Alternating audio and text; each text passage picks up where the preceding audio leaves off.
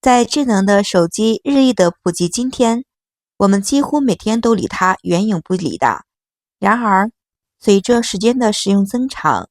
不少的朋友们会发现，手机变得越用越慢，有的时候出现了卡顿的现象。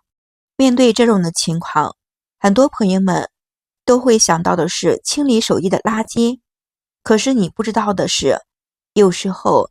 光靠仅清理垃圾，可能并不足以解决根本的问题。今天给大家分享，关闭几个设置，就能够让你的手机无论怎么用，都能够保持流畅，一点都不卡。在我们频繁的使用过程中，手机就会产生很多的垃圾缓存。那么时间长了，手机的内存空间非常的小。如果是手机内存不足了，那么手机就变得比较卡顿，一点都不好用的。手机变得卡顿不好用，这个时候我们可以打开手机的设置，一就是打开微信的左上角，再打开通用，再点击这个位置，上面有照片、视频，还有我们的通话记录、照片，我们把它们通通的都关掉，对我们的手机微信不会造成任何的影响的。那么这些清除之后，就能够看到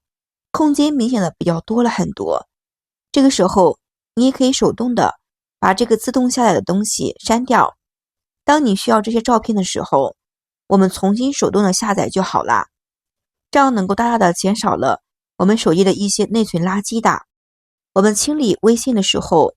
已经占用了很多的内存。那么我们在通用的页面下方有一个储存的空间的选项，我们可以点进去，这样就会看到清理微信缓存，还有就是管理微信的聊天数据这两个选项。首先我们点击了清理微信的缓存，这样可以让微信释放出一些部分占用空间。然后点击管理微信聊天的数据，在这里你可以看到你和好朋友的聊天记录被占用的空间的。我们需要根据自己的需要，选择性的删除一些不重要的聊天记录，这样能够释放一些手机的内存。二，我们可以看一下手机系统的更新问题。某的品牌工程师泄露，82%的老型机卡顿的原因都在于系统过度的适配。比方说，某些的时候系统更新了某些机型的，而且会增加一些很少用到的功能，增加了系统运营。那么如果没有合适的位置，所以新系统就要选择性的去更新。保持原装系统有一定的好处。我们在设置里面关闭系统自动更新，分别进入了手机的设置。系统更新之后，我们会关闭自动下载、夜间安装。这些老款的手机不适合配新的系统。之前用过一款手机就是这个样子的，因为半年更新了一个系统，就变得非常的卡顿。虽然后面有专门的进行优化的更新，但总觉得感觉没有刚买来那么时候的顺畅。所以在前面1-2年之内，一定不要先去启动我们的自动系统的更新的功能。三，移动的网络设置与语音的音量，这是什么意思呢？也就是说，你在家里面或者在 WiFi 的情况下，我们会使用视频通话，那么 WiFi 不确定的位置就会切换我们手机的数据，改善通话的质量。这个时候我们觉得是根据个人的需求进行设置的。如果你对平时的要求通话质量比较高，避免重要的通话出现了卡顿的情况，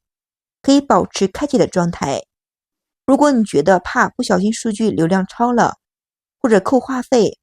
那么选择关上它的功能。四，动态壁纸和屏保。动态壁纸虽然能够让我们的手机看起来特别的个性，而且炫酷舒服，但它们的对我们手机的耗电量比较大的。动态壁纸和屏保需要不断的刷新和显示，这样就会占据大量的 GPU 的资源。也会导致手机发热的耗电加速。那么为了延长手机的使用寿命时间，建议朋友们尽量选择静态的壁纸和简单的屏保，既美观又实用的方法。5. 个性化的广告推荐。说到广告，很多人都比较讨厌的吧，因为我也是这个样子的。行驶在阅览东西的时候，就会无缘无故的弹出广告，这样是特别的不方便。我们可以把广告个性化的设置这个关掉，能够直接的在更多的安全设置，我们可以往下滑，就能够看到广告服务的选项。我们直接点进去，可以将整个个性化的广告推荐设置给关闭。那么关闭之后，可以减少广告的推荐的，这样就不会被这些广告给打扰了。而且你也可以减少我们的内存，因为有一些广告会占用我们的手机内存，只需要把这个设置关掉，我们就不用担心这些问题。6. 我们需要打开手机管家，对手机上面的这些专项的设置垃圾进行清理。我们在使用手机的时候，一般的情况下，在应用的商城里会下载软件，那么这些软件安装过后，包装却还存在了手机里面，那么就会伴随着我们的安装软件越来越多，这些安装包也会越来越多的，加上我们没有持续的去清理这些垃圾，也没有删除，那么时间长了会造成手机的空间不够用。除了这些安装包之外，压缩包也是如此的，如果不定期清理，这些都会特别的占据手机的内存。所以我们要打开手机的管家，去选择下面的专项清理。在这里我们可以清理一些不要的视频，如一些图片、一些大的文件，或者是应用的一些安装包等等，可以选择根据自己的需求进行选择性的删除，把我们需要的留下，不需要的就会删除，这样就能够释放手机的内存。我们的手机在开机的时候会自动帮我们打开很多的应用，只是我们没有注意到，也没有发现而已。为什么这么说？因为我们的手机经常会出现耗电比较快，运行的内存不足，手机用起来会比较卡的问题，但是我们又没有打开什么应用的，也没有什么实用的手机做法。其实这就是这些启动了应用的导致，因为这些自动启用一些单启用，我们没有打开它们，但它们一直会占用我们的手机空间，所以手机会出现了耗电量比较大、发热的情况，以及卡顿、不流畅的问题，所以需要将这些自动的应用关掉。我们需要打开手机的管家，往下滑，找到我们的手机管家的一些管理。